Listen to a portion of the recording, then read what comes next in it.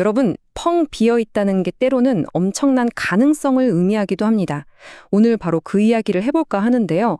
정말 아무것도 없는 가장 절망적인 그 빈 곳에서 어떻게 상상도 못할 풍성한 식탁이 차려지는지 그 놀라운 과정을 한번 같이 따라가 보시죠.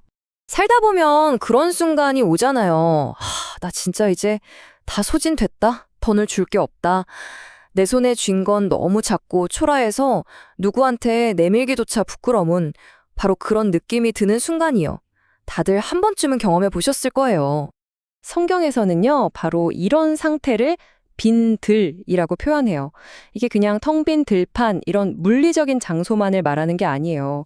먹을 것도 없고 쉴 곳도 없는, 한마디로 결핍과 부족, 희망이 없는 공간을 상징하는 거죠. 어쩌면 우리 마음속에 그 막막한 상태를 가장 잘 표현하는 단어 아닐까요? 자, 오늘 우리가 살펴볼 이야기는 바로 그 빈들에서 시작됩니다. 실제 지명은 벳세다 근처의 한적한 곳이었어요. 예수님하고 제자들이 좀 쉬려고 했는데 글쎄 수많은 사람들이 막 따라온 거예요. 순식간에 그 조용했던 곳이 엄청난 문제가 생긴 현장으로 바뀌어버립니다. 상황을 한번 그려보세요. 장소는 외딴 곳, 시간은 점점 어두워지는 해질녘. 그런데 눈앞에는 수천 명의 굶주린 사람들이 있습니다. 먹을 것도 잠잘 것도 전혀 없어요. 제자들 입장에서는 와, 이거 완전 최악의 재난 상황 그 자체였을 겁니다. 자, 이렇게 불가능해 보이는 문제 앞에서 두 가지 정말 완전히 다른 해결책이 팽팽하게 맞섭니다. 이건 그냥 어떻게 밥을 먹일까 하는 문제가 아니었어요. 훨씬 더 깊은 이 문제를 바라보는 두 개의 다른 세계관이 충돌하는 순간이었죠. 바로 이 지점에서 핵심적인 긴장감이 폭발합니다. 제자들은 아주 상식적이고 합리적인 해결책을 제시해요. 이 사람들 그냥 각자 마을로 보내서 알아서 해결하게 하시죠. 이게 맞잖아요. 그쵸? 그런데 예수님의 대답은 와, 정말 상상을 뛰어넘습니다. 아니, 너희가 먹을 것을 줘라.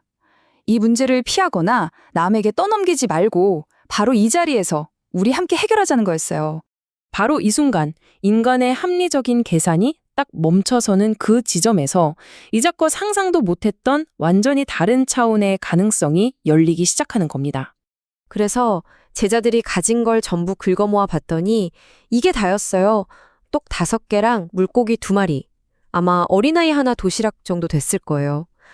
정말 너무 보잘것없죠. 그런데 이걸 먹여야 할 사람은요? 성인 남자만 세워서 5천 명이었어요. 여자랑 아이들까지 생각하면 10,000명은 그냥 훌쩍 넘었겠죠. 이 작은 걸로 10,000명을 먹인다? 이건 계산 자체가 불가능한 말도 안 되는 상황인 거예요.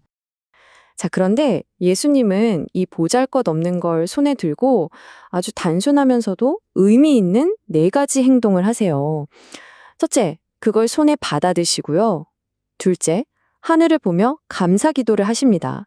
셋째, 그것을 떼어서 마지막으로 제자들에게 나누어 주게 하십니다.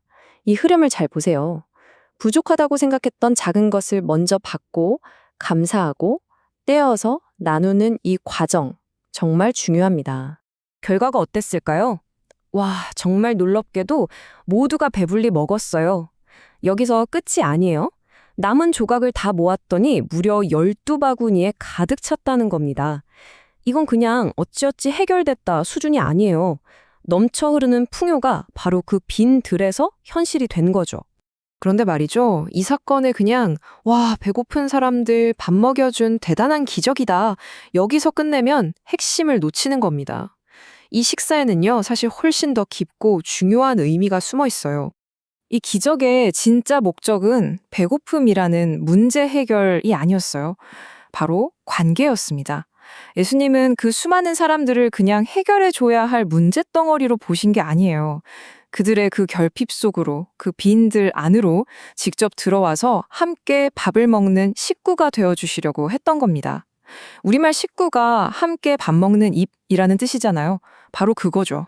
그래서 가장 중요한 키워드가 바로 이 동거, 즉 함께 머무름입니다. 진짜 기적은 떡과 물고기가 막 늘어난 물리적인 현상이라기보다 예수님이 그들을 그냥 돌려보내지 않고 그 절명적인 빈들에서 떠나지 않고 바로 그 자리에 함께 계셨다는 것, 바로 그 사실 자체에 있는 거예요. 그리고 여기서 한 걸음 더 나아가면 이 빈 들에서의 식사는요, 훗날 있을 아주 중요한 사건, 바로 최후의 만찬을 미리 보여주는 예고편과도 같았어요. 예수님이 그냥 떡을 나누어주시는 분에서 그치는 게 아니라 당신 자신이 우리를 위한 생명의 떡이 되어서 우리와 완전히 하나가 되실 거라는 걸 미리 보여준 셈이죠. 자, 이제 이 이야기가 수천 년 전의 이야기에서 바로 지금 우리 각자의 삶으로 돌아올 차례입니다. 그렇다면 이 놀라운 교훈을 지금 내가 겪고 있는 나만의 빈들에 어떻게 적용해 볼 수 있을까요? 핵심은 이거예요. 신은 우리에게 너 왜 가진 게 그것밖에 없어? 라고 책망하거나 없는 것에 대해 묻지 않으신다는 겁니다. 오히려 이렇게 물으시죠. 지금 네 손에 있는 게 뭐니? 우리의 시선을 없는 것에 대한 불평에서 가지고 있는 것에 대한 작은 가능성으로 완전히 바꿔주시는 거예요. 그래서 오늘 이 이야기를 마무리하면서 우리 스스로에게 이 질문을 던져봤으면 좋겠습니다. 지금 여러분의 삶에서 빈들이라고 느껴지는 그 결핍의 공간? 그곳이 그저 불평하고 절망할 이유인가요? 아니면 오히려 내가 가진 아주 작은 것을 내어드릴 때 비로소 시작될 그 놀라운 잔치로 우리를 초대하는 장소는 아닐까요?